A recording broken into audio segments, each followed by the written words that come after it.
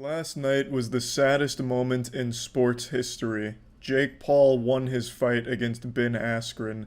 Ben Askren is no spring chicken. He's 36 years old. He's had like 15 fucking surgeries. He's basically just like Frankenstein's monster held together by little staples and shit, but he's still a 19-2, extremely decorated and talented fighter from the MMA. And Jake Paul is a YouTuber. While Ben Askren was making a living beating ass in the MMA, Jake Paul was making a living kissing ass on the Disney Channel. And somehow, Jake absolutely blasted Ben. It wasn't even close. The entire fucking fight fits into a Twitter gif. It was like a 40-second fight and a TKO to win it in the first round. I just genuinely can't believe it. Until a couple years ago, the only thing Jake Paul ever fought was to get out of his brother's shadow. And now all of a sudden he's beating a professional fighter? Yes, Ben Askren is a bit older and he looks like an alcoholic father who climbed into the ring last night, but that's still a 19-2 professional MMA legend.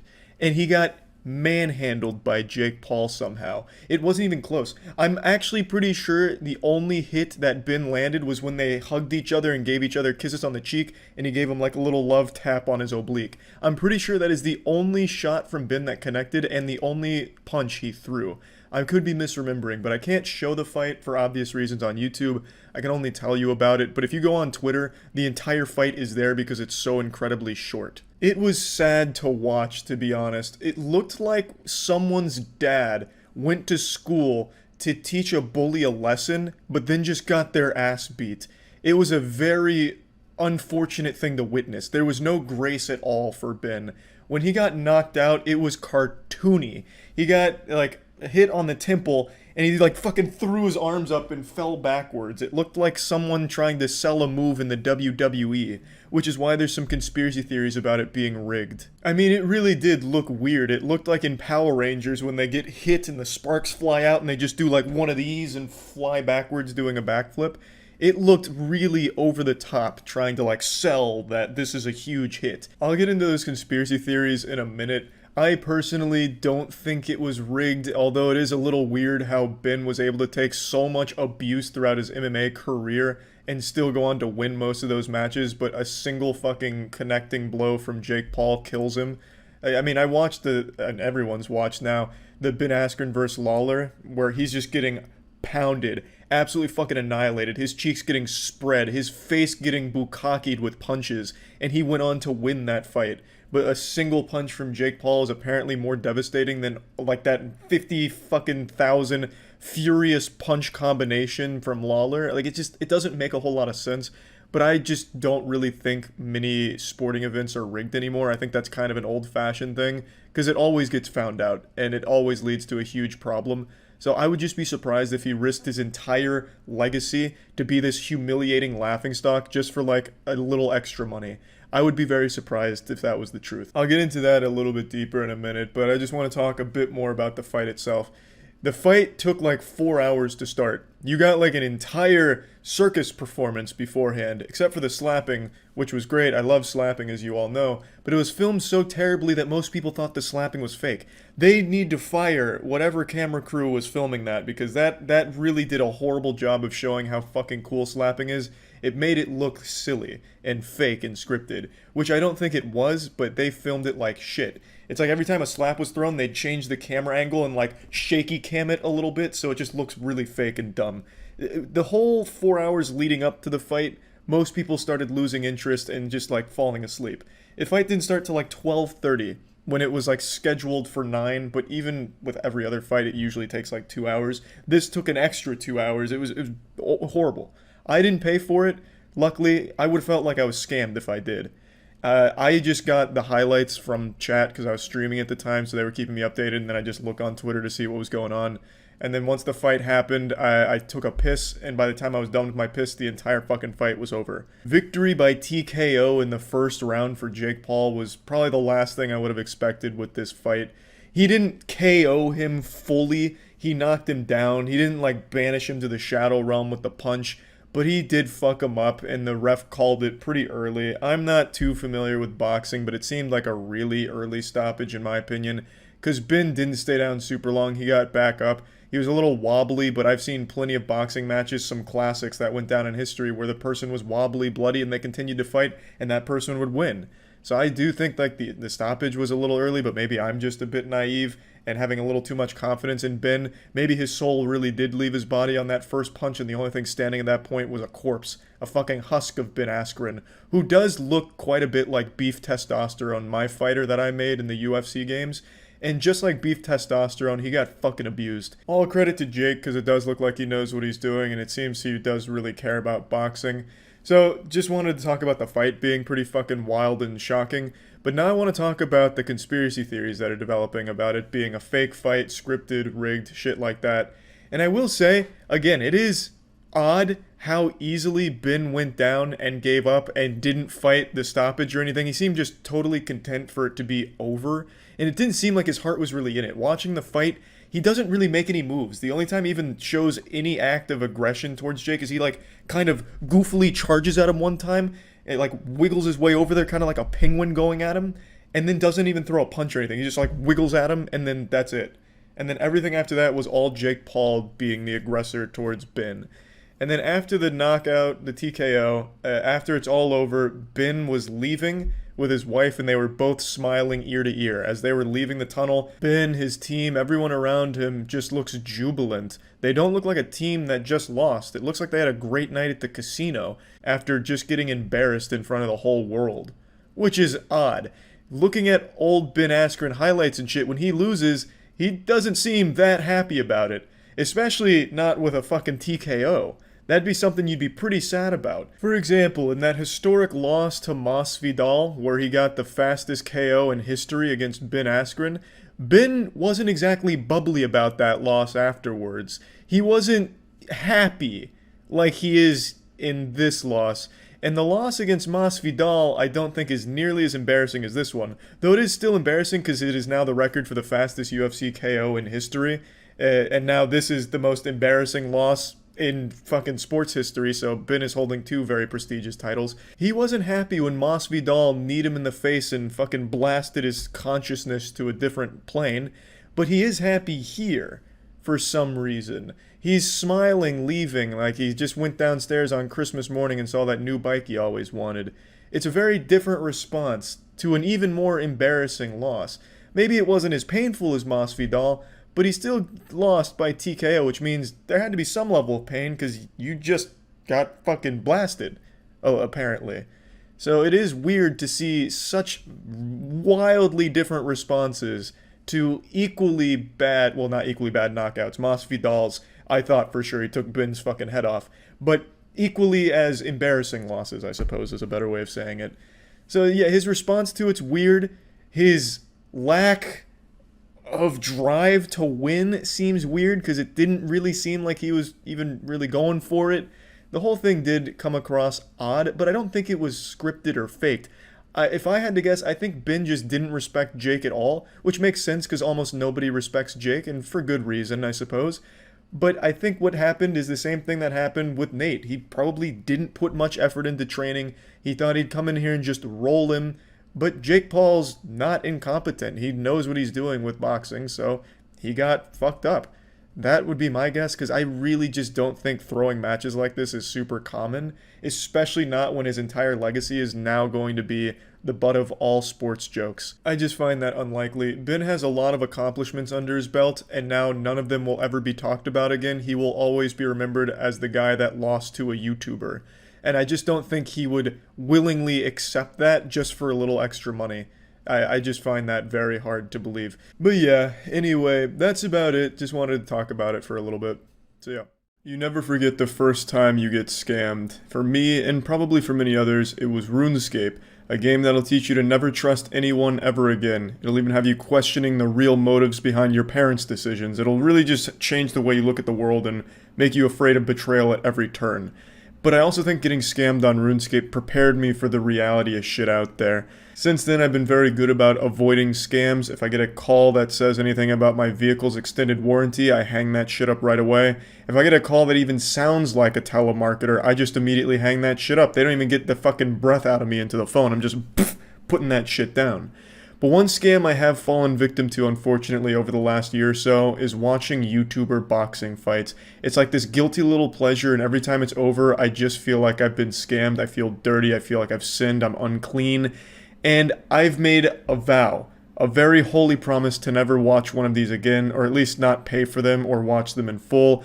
I went to the Logan Paul vs. Floyd Mayweather fight, which was one of the most regretful experiences of my life. An event so bad it changed the way I perceive our universe. It was beyond boring. There's not even a word that exists to describe just how insufferably boring going to that was, and how awful I felt having paid for it too. But just like the free armor trimming scam in RuneScape, it did teach me something.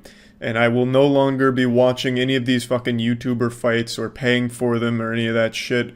However, I have still been kept up to date on what's going on. I know Jake Paul is fighting Tyron Woodley today. I think it's today.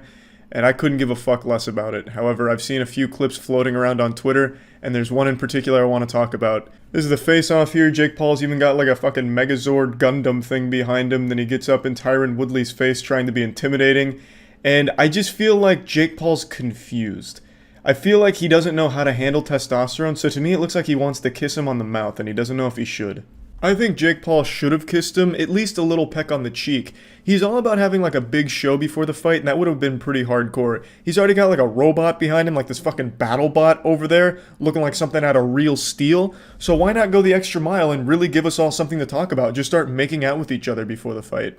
So why do I want to talk about this? It's because for a long time I thought Jake Paul being stupid was just an act, like a persona he puts on. But I've listened to a couple of the things he's been doing with Tyron Woodley, like their shit talking back and forth, and I'm convinced he's just actually one of the dumbest men on the planet. He has an extremely hard time stringing together even a single sentence without sounding extremely scared. It's like every time Jake Paul opens his mouth, not only do you have to hear like this diarrhea that comes from it, but it just sounds like he's perpetually presenting in front of a class for his class project, and he's nervous. I don't know why he has such a hard time presenting himself without sounding absolutely dumb. Like, irredeemably goofy and silly. And Tyron Woodley calls that out every chance he gets. I also just don't think Jake Paul knows how to look tough. Like, he gets all these tattoos, and it doesn't make him look cool or scary. It just somehow makes him look more and more like a goofy goober. And him acting tough is him, like, sensually getting into someone's face. Like, him putting his forehead on Tyron Woodley's forehead isn't scary or intimidating. It makes it seem like I just flipped on a porno. Like, my girlfriend puts her head to my forehead sometimes, like, cuddling. You know, maybe I'm picking up the wrong signals. Maybe she's trying to challenge me to a fight, and I'm misconstruing the information here. But to me, it doesn't seem tough. It seems like Jake Paul has all of these hormones going on. He's probably on some gear. His pecs are looking a little more titty-like. So maybe he doesn't know how to handle all of these endorphins going on. So he's in Tyron Woodley's face and he's like, you know, he doesn't know whether or not he wants to like lick him and kiss him or like, you know, put his finger up to him like you should be scared. You know, I don't know. He just doesn't seem like he understands how to be tough. It's like he's a bad actor trying to play the tough guy and doing it poorly. Ask Amanda Serrano. Ask Charles Conwell. Ask Tyron Woodley. Ask these nuts. This has been the best moment of this whole little fucking thing so far. Tyron Woodley dropping a D's nuts on him. That had to be the most stern D's nuts I've ever seen in my fucking life. He delivered it like he was Arnold as the Terminator hitting him with the D's nuts line. Like, where do you even go from there? The whole fucking thing should have stopped right then and there. When someone gets a D's nuts into something, no matter how intense or serious the talk is, like, you can't help but giggle. Like, that puts the kibosh on the whole thing right away. Like, I remember an older video, too. I'd have to really go out of my way to find it. But there was, like, a mover who was getting yelled at by some angry tenant at an apartment complex. And he says, "What's your name?" And he said, "These nuts." And then even the tenant's, like, laughing. He's like, oh, my God. It just makes you feel silly, right? So Tyron Woodley dropping those D's nuts there, I feel like Jake Paul lost in that moment. Like, the fight's already over. Tyron Woodley wins. I don't know anything about Tyron Woodley, but in my book, he's already beaten Jake Paul. Hopefully Jake Paul loses. Probably won't. I don't know if Tyron Woodley is like a boxer. Probably not, because Jake Paul doesn't challenge boxers. He's the only boxer who refuses to fight a boxer. Next, he might be challenging a professional bowler, so that'll be exciting. But anyway, for now, that's about it. See ya. Alright, fair warning, things are going to get a little bit heated here, so I apologize in advance for maybe getting a little red in the face. Excuse my potty mouth and pardon my French, but Netflix is a bunch of dummies. Netflix, for some reason, greenlights every single project that accidentally floats across their desk, assuming it came from someone with a pulse. I hate to be so crude and crass with my language here, but Netflix is a bunch of goofball, stupid idiots. It blows my mind that they have so many Netflix originals and so few of them are even decent. I want to be clear, I'm only focusing on Netflix originals and not its overall catalog, even though I do think the strength of Netflix's overall catalog has been diminishing in a big way over the last few years. It's becoming pretty weak in comparison to the competitors. I'm only talking about Netflix originals for this video. They release so many, and I guarantee you haven't heard of even 2% of them. According to this data, they released nearly 900 originals in 2022. Where did they go? They certainly weren't marketed or advertised efficiently. They just fucking flush them down the Netflix shitter or something. Where are they? I can probably count on one hand how many Netflix originals of 2022 I actually watched and liked, or even really heard of in a big way. The others are just left to fester and die, just a rotted, bloating corpse on the Netflix catalog that nobody will ever click on because they are not interesting. I just don't understand why they greenlight so many productions and why they take so many series and put them on here as a Netflix original when most of them are just actually horrible. It's movies and shows that nobody will ever click on. Netflix original presents The Poop That Took a Pee. Netflix summer blockbuster #1 trending. Taking My Dog Bill to Get Neutered. A 3-part docuseries. Netflix original. Huge, yeah. Like, no one wants any of these things. I just don't get it. And I guess the reason I'm a little heated is because Netflix is an expensive fucking subscription. Like, Netflix costs a lot, and there's, like, nothing on there that I really watch actively. I really just kind of watch the big Netflix originals, like the good ones, the rare time that they have a hit. But for every one hit, they have 1,000 shit. It's just so weird how they, with a smile on their face, will throw so many things at the wall and just hope maybe 1 or 2 of them stick. I just can't imagine that's a super effective business strategy, but then again, what do I know? I thought them removing password sharing would pretty much put them in the grave. I couldn't have been more wrong. They now have more Netflix subscribers than ever because people were too gluttonous. They needed their fix of Netflix content, so they all immediately signed up after getting kicked off from password sharing crackdown. So clearly I'm not an expert on what's going to make Netflix a ton of money, but I can tell you what will never make them money. A Jake Paul documentary. I think the Jake Paul documentary they have slated to come out pretty soon is the perfect example of how out of touch Netflix is and how willing they are to just say yes to any project ever. Like, no one wants to watch a fucking Jake Paul documentary. This guy has vlogged every second of his life living in his brother's shadow since the time that he was an actual teenager. There is nothing about his life that people either don't know or care about if they don't know. Like, no one gives a fuck, and yet he's got a Netflix documentary coming out. Why? What is the point? Now, to be clear, I know the documentary isn't just about Jake Paul. He is a component of it. But what a wasted component. This is a waste of a Netflix original. Him just whining about being the villain of boxing, or the bad guy of the internet, or the Disney Channel star turned douchebag. Like, who cares? Who fucking cares? The new Jake Paul documentary on Netflix. Another perfect example of how out of touch Netflix is. Yeah, apparently they're doing a Jake Paul documentary called Untold. Jake Paul, the Problem Child. That's so ridiculously dumb. I cannot imagine even his own fans will watch this. I just can't. I really can't. Because it's fucking boring. Who the fuck is going to turn on Netflix and be like, I want to learn about Jake Paul, the guy who vlogged every single second of his entire goddamn life. I need to know more about Jake Paul. Like, have him do, like, if you're going to make a Jake Paul show, have him do something. Fucking send him to an underground fight club arena. The guy is a psychopath. Like, have him do crazy shit. Instead of just tell his life story that everybody already knows. And then call the fucking wambulance about people not liking him. It's just it's so simple. They don't get it. Netflix is so out of touch, it's crazy. Like, who the fuck cares? Have them do something interesting for the show. So what would you make a show out of? If I was tasked to make a Jake Paul show, I'd have this fucking goofball doing stupid odd jobs. I think that'd be interesting. Have him, like, train for Cirque du Soleil and put him in an actual performance and see if he tanks the entire fucking thing. Like, give him something to do to make actual entertainment, as opposed to just have him sit down in front of a camera, like, half fucking lobotomized to tell a dumb story nobody cares about, everybody already knows, where he orders some goddamn French fries whining about why people don't like him and he's the problem child. That's lame. That's fucking lame. Have him work in a high-pressure place that has to be nice, like a waiter. Okay, a bit of a silly idea, but like your heart's in the right place. Just have him do anything. Just give him shit to do to make an entertaining show. Fucking give him his own Eric Andre show and watch it be an absolute disaster. Even that would still be somewhat entertaining to see how bad it could get. Like actually just give him shit to do. It's the exact same thing I said about the quarterback show, where they just sit quarterbacks down to interview them, I guess. That's boring. No one's gonna turn on Netflix to learn about fucking Jake Paul's life that they already know. Dirt cheap to produce. Yeah, but you're gonna get nothing out of it, and it's not gonna be that cheap. You think Jake Paul did this for cheap? One of the greediest men on the planet? You think he did this Netflix deal for cheap? Hell no. Why do people care so much? Nobody cares. This is gonna be a massive fucking flop. Nobody cares. That's the point. That's the point I'm making. Netflix is so lost. It just produces trash. And then occasionally gets lucky with like one good thing that comes out.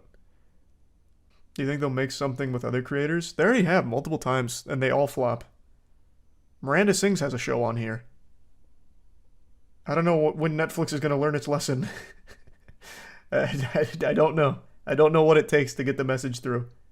Paying oodles of clams every month for a Netflix subscription, and this is the kind of shit they deliver to the table? This is what they cooked up in the kitchen? Bring the chef out here. I want to have a few words here. Where's the Netflix chef? Because this is revolting. I'm sending it back to the kitchen. Just fucking why? I just don't understand. And Jake Paul is not the only YouTuber they have done this with or done similar things with. I just don't get it. Again, I don't think this is something even his fans care to see. I just don't even know who the audience is even supposed to be for this. Like, what's the target demographic? Brain rot zombies that just doom scroll Netflix forever watching everything that pops up? Because I feel like that's the only people who will actually even bother having this on for a split second. Jake Paul is not an interesting person to make a series out of about his untold story. And his brother became a superstar, and he rode his coattails, and then he himself became a superstar. End of story. Like, sure, there's probably some nuance throughout there, and I'm sure he's gone through some difficult times in his life. Everybody has. But that doesn't mean that it makes for an interesting show that people are going to want to sit down and fucking watch. Like I said, if you wanted to make something with Jake Paul, that's totally fine. But just have him do something that'll make it entertaining other than just telling his story. Have him fucking ramp the Batmobile off of a turbo Omega ramp over 12 flaming school buses, and then when he lands on the other side, have him do a no-holds-barred 2-minute keg stand till he pisses himself. Like, I don't know. Just have him do anything. There's just no reason he should even be a part of, like, the untold story of Jake Paul. Jake Paul, untold. Again, I know it's not all about him, but, like, why even have him in it? It doesn't make any sense. It's just... It really feels like some kind of desperation from either Netflix or whoever was producing the Untold series itself to try and get some kind of cheesy, cheap clicks on the production. Like Jake Paul's name would be enough of an attention grabber to have people come in. But I just don't think that's the case for this, because no one gives a fuck about the Jake Paul story about, you know, his transition into being a boxer and being labeled a bad boxer and being labeled a villain and all of that. It's just not interesting. So yeah, I just wanted to talk about this because Netflix just has so much garbage on it. And I really think this is a great example for just they greenlight anything, actually anything, which I don't think they should do. I would rather them just not have 891 originals come out in a year and instead maybe have less than half of that, but all of the originals are good. I think that'd be so much better. But anyway, that's about it. So yeah. As you can no doubt tell, I've left my normal setup, ventured out into the great outdoors, God's country. I've left my domain expansion, I've been kidnapped by Austin Powers here. But my little adventure has the added benefit of serving a second purpose, which is being witness protection, so Mike Tyson doesn't track me down and, you know, wiggle his way down my chimney and beat my ass in the middle of the night, because I'm about to sling a few insults here at this absolutely awful event that he's agreed to. I've said since day one, the genesis, that the Jake Paul versus Mike Tyson fight is a pathetic embarrassment of an event. Just from a conceptual standpoint, it is so dog shit. And somehow it just keeps finding a way to get even worse. It's an absolute circus show. So, Mike Tyson recently just had a medical emergency on a flight. He had an ulcer flare up, and it's postponed the event even further. I'll dive into that a bit more, but I just want to start it's not even just the more recent stuff that's happening with the embarrassing press conference where Mike Tyson made the baffling statement about how when Jake Paul was 16 and dancing, it gave him a boner. That's a level of trash talk I've never seen before right there. I don't know what the plan was, but it fell flat on its face. I tried to figure out what the play might have been there, the strategy on stream. The only thing I could come up with was that he was trying to, belittle him as a fighter. It's like, oh, this guy, he's not a fighter. No, I don't even want to fight this guy. I just want to fuck him. Yeah, he dances around and stuff, and I just want to get over there and fucking squeeze on his little cheeks and twist on his nipples. Maybe make him uncomfortable with statements like that. I don't know. But it was a shocking display at the press conference. Everything about that was awful. They weren't taking it seriously. How could anyone take the fight seriously? I've speculated from the beginning that there's probably a no knockout clause. On paper, Jake Paul should have no chance against Mike Tyson, but he's 60 years old and he is turning to dust, as every human being will as they get later on in life. It's the way of the world. Mike Tyson is one of the best to ever fight. By all definitions, he is a certified legend at the top of the food chain. But he's pushing 60 years old. He's not in his prime anymore. And real life isn't like anime. Very rarely will you have the ancient geriatric master with a graying beard be able to stand toe to toe with the youth. He's not Master Roshi, right? It's not how that works. Seems like a mod from GTA or something where you just spawn in two characters and have them fight because it's silly. But to have it happen in real life is just kind of sad. This is a lose-lose situation for Jake Paul, by the way. Jake Paul has a reputation for only fighting retired ex-fighters, not even boxers most of the time. He's fought one boxer and lost, and now he's once again just going back to just fighting an old guy who has retired. So if he wins this fight, no one's going to give him respect because he beat a nearly 60-year-old Mike Tyson, once again continuing Jake Paul's reign as the fucking tyrannical boogeyman of the retirement homes. And if he loses to Mike Tyson, he's going to get clowned on endlessly for losing to a nearly 60-year-old man. It's fucking stupid. It's just the most blatant cash grab off of two names, because Jake Paul still has somewhat of an audience, and Mike Tyson is still one of the biggest names in sports history, so he's obviously going to bring in a big crowd that just likes to watch him fight or do anything, really. But beyond that, this isn't a you paid for the whole seat but you only need the edge type of situation, You're not going to be biting at your nails, jumping out of the chair at every thrown jab or anything, because it's just kind of like a pathetic little whimper of a cash grab, really. Mike Tyson has fought legends. Jake Paul fights to get out of his brother's shadow. They're not the same. This isn't a real match, no matter how hard they try and market it as such. The press conference really set the tone of the whole thing where they're both laughing back and forth. This isn't a real thing. They're just both getting paid a bag to do it. And that's it.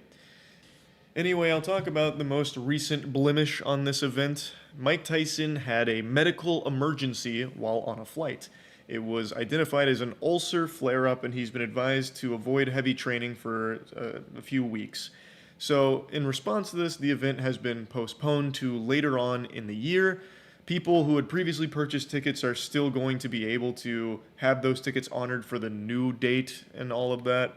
Or if you can't make it, you get a refund. I don't even know why I'm bothering to cover that component of it. I don't fucking work for SeatGeek, but I figured I'll just give you the entire kit and caboodle here of the situation. So it's been postponed because of Mike Tyson's ulcer flare-up. And if Jake Paul had any level of shame, he would just call off the fight in response to that. Just be like, hey, Mike Tyson, you got nothing to prove. But unfortunately, he's a pathetic little worm who would never do that, because to him, he does have something to prove, that he's a real fighter. And to prove that, he fights retired boxers and sometimes not even boxers. If your grandfather's in a nursing home, you might want to give him a wellness check because Jake Paul might have come into the middle of the night and given him a contract to take Mike Tyson's place in the fight. Doesn't matter if your grandfather's a retired plumber. That man's going to get his shit pushed in by Jake Paul, and he's going to be talking about it for months about how he's like the ultimate fighter. But he refuses to fight actual people his own age or in the actual sports that he is competing in. And the one time he did, he lost. So he's gone right back to just attacking the elderly. It doesn't matter what happens in this fight. There's not a single soul on this planet that's going to look at Mike Tyson differently. If he loses the fight, no one's going to think that it ruins his legacy or anything. He's almost 60 fucking years old. Like, most people are kind of expecting that, but praying that he just, goes in there, goes ballistic, and just beats Jake Paul to a pulp. Like, obliterates him into, like, an unrecognizable fucking mess of flesh. That's most people's hopes, but if it doesn't happen, it's not going to affect Mike Tyson's legacy. For Jake Paul, though, everyone is going to look at him differently, no matter what happens with the fight. If the fight happens, which it seems like it will under no circumstances does it seem to be getting canceled, when this fight happens, everyone's going to look at Jake Paul even more pathetically. People will feel more disgust towards him than a urine stain in a gas station toilet.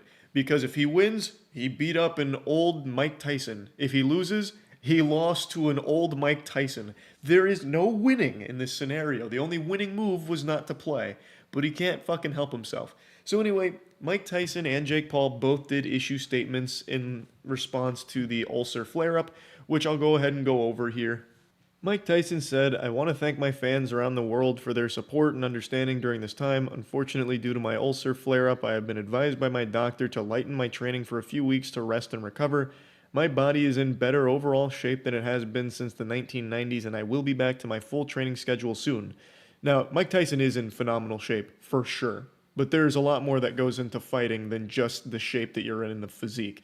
And that's where old age really starts to take a huge toll.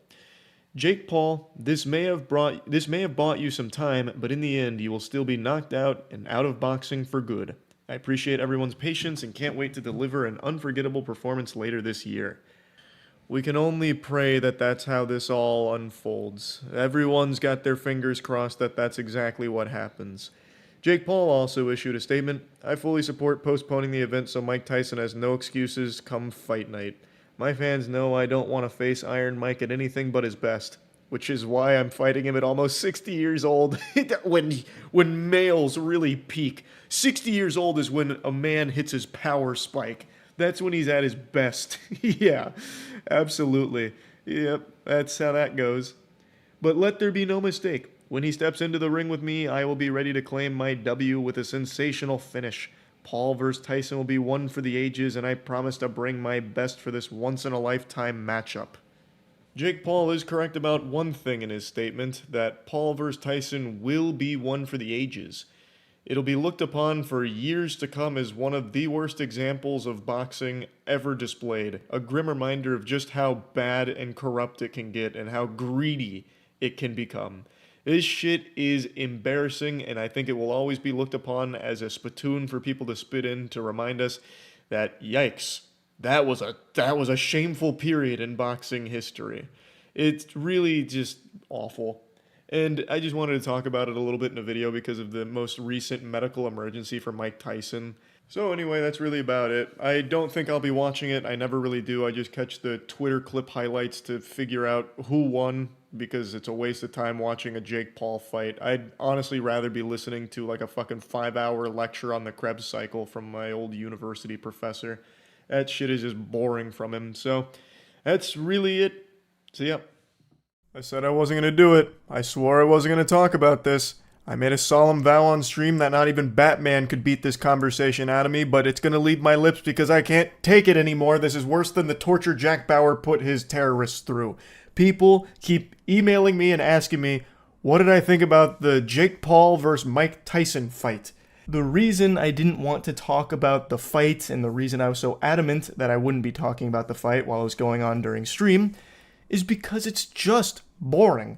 It was extremely lackluster, and that was an extremely predictable thing to see from a mile away. Now, apparently the undercard fights that preceded the main event were extremely good, so hats off to all the fighters that really put their best foot forward and delivered an incredible performance in the middle of this fucking circus. I have said, since the very day this was announced, that it was a pathetic endeavor. I thought that this would only end in underwhelming, disappointing disaster. And it only got worse when Mike Tyson suffered a medical emergency and nearly died like 4 months before this fight even happened, which caused it to be pushed back in the first place. It is stupid. I thought it was a horrible concept for a fight. I didn't even watch it. I was streaming Dark Souls 3 through the whole thing and getting updates from chat about how horrible it was to watch, what a giant waste of time and scam it was, and I still was provided with a real-time analysis round by round, and my god, even just reading the cliff notes was sad and lame.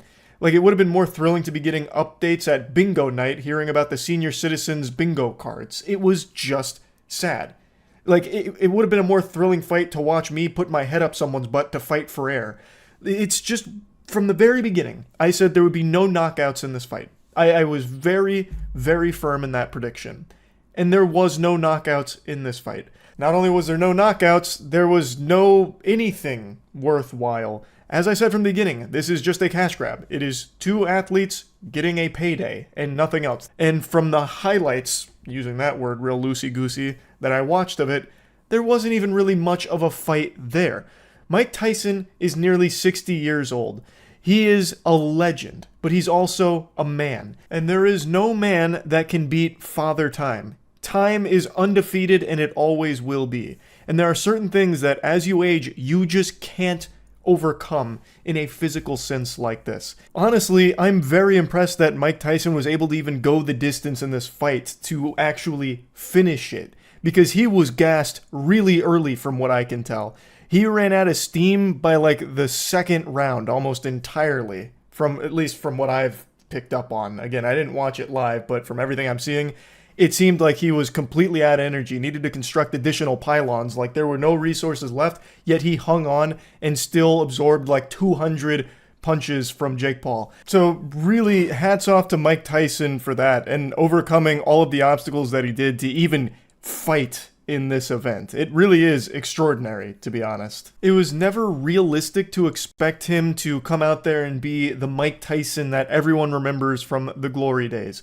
It was always going to be an incredibly difficult challenge to fight someone as young as Jake Paul. I am not surprised that Jake won this fight, and people are already clowning on him for it, saying that he's already booked his next fight against Joe Biden and then his following fight against Jimmy Carter. Jake Paul hurts more elderly people than a staircase. He's built a reputation of just challenging out of their prime fighters, retired fighters, sometimes not even fighters. I wouldn't be shocked if Jake Paul called out my father, saying that he's bad at iRacing and he wants to prove it by getting in the boxing ring with my dad. I know everyone, including myself, was saying this is a lose-lose for Jake because even if he won, he would still get laughed at for it, which he is, rightfully so. But if he lost, he would get laughed at for that too, for losing to a nearly 60-year-old man. But now, it's pretty clear it wasn't a lose-lose. It was a win-win. Two winners, Jake Paul and Mike Tyson. They both got like $20 million each for this. And you know who ultimately got put in a losing position, a little checkmate? Everyone who watched it. Everyone who spent their night waiting for something extraordinary to happen with Jake Paul versus Mike Tyson. I am surprised at how popular this was. I am shocked that people bought into the hype again. This is a classic how many times do I have to teach you this lesson moment. Logan Paul versus Floyd Mayweather. Like all of these fights like this, where it's YouTuber versus legend, are always underwhelming. I also speculated that this fight, Jake Paul versus Mike Tyson, had a no knockout clause. I still think I'm probably right on the money with that. This truly was just about getting a bag. I don't think there was ever the desire for Jake or Mike to knock the other out, so I think it was probably even written into the contract to maybe not go hog wild in the fight or anything. But of course, that's just a conspiracy theory. That's fucking tinfoil condom shit from me there. Not that it really matters. At the end of the day, this was never about a fight. It was always about a payday for both of them. So, I mean, congratulations to them. They definitely made a pretty penny off of this. maybe next time when Jake Paul announces his next opponent, when he digs up the corpse of Muhammad Ali and challenges it to a fight, maybe then people will be like, maybe I'll sit this one out. I've been disappointed plenty of times now with these big YouTuber fights. Maybe this is the one that I'll finally skip on. Because right now, this is just an infinite money glitch right here. Jake Paul has made so much doing this same thing. And you think he gives a shit that people make fun of him for challenging retired fighters? Absolutely not. He doesn't care at all because it draws a crowd every time. And even if you hate him for it, you're still watching. And that's putting tons of doubloons in his pockets. And he knows that playing the villain is extremely lucrative because it gets people invested. They want to see him get knocked out, and he plays with that, and he makes a lot of money off that. So people will be cheering for whoever he goes up against. When Jake Paul announces that he's fighting the ghost of Christmas past next week, people will tune in hoping that this will be the time that, the dildo of justice rarely comes lubed, and it's coming at Jake raw. It's going to be the time he gets knocked out, and I can't wait to see it. And it probably won't, because Jake is a good fighter, and he is fighting people that don't actively fight anymore. When he did fight someone that does still actively fight, he lost. And I'm going to make another prediction here. I don't think he's going to make that mistake again. I don't think he's going to challenge any more active fighters. That's a bold prediction because he's going to be farming this for quite some time. I think he will continue to choose huge names and nothing else. Huge names that people will recognize to draw a crowd to tune in to the latest fucking wet fart of a fight that he puts on. So there you go. There's the whole enchilada on my thoughts of Jake Paul versus Mike Tyson. I'm very happy I didn't watch it live. That would have made me actually mad, especially considering how bad the broadcast apparently was. That's a totally separate subject. So I was reading some of the complaints from people. Like after I watched the highlights, I was reading from like some articles that were posted about like the Netflix issues that they were experiencing. How do you fuck that up so bad? This was a massive event for Netflix, and they definitely fumbled it in a big way. But maybe that could be spun as a blessing in disguise, because maybe there's people that were watching it, but the broadcast was so bad they turned it off. You saved yourself a headache. You saved yourself some time, because you didn't miss anything by turning the fight off. Maybe you went to bed a little early because of that. You got some extra slumber and you're feeling a lot more recharged today. So Netflix's blunder may have been to your benefit, at least some viewers out there. Though I do think Netflix should probably get that shit together for the next time they try and do a massive streamed broadcast. Because hooey, from what I've read, that was not smooth at all, huh? Anyway, though, that's really about it. See ya.